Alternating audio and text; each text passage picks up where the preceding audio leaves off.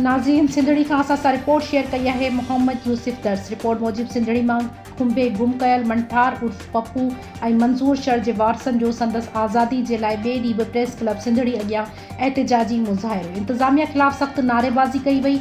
ख़बर मूजिब गुज़िरियल राति देरि सां सिंधड़ी थाणे जी हद टावर रस्ते तां निजी कंपनी जे टावर जे चौकीदार मंठार उर्फ पप्पू शर ऐं बान मोरीता मंज़ूर शर खे 5 गाॾियुनि में सवार सादा कपिड़ा पहिरियल अहलकारनि खुंबे गुम करे छॾियो आहे, जिन जो 2 ॾींहं गुज़रण बावजूदि को बि पतो नाहे पइजी सघियो।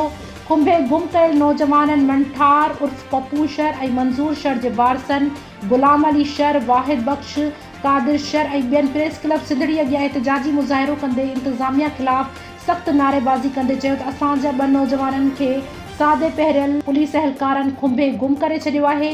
केतिरी ॻोल्हा बावजूदि को बि पतो नाहे पइजी सघियो।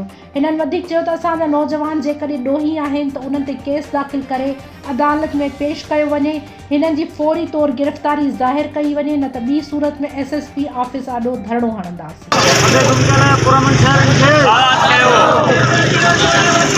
कंधे गुम कयल पुरअमन शहरनि खे, पप्पू शर खे, मंज़ूर शर खे, पुरअमन शहरनि खे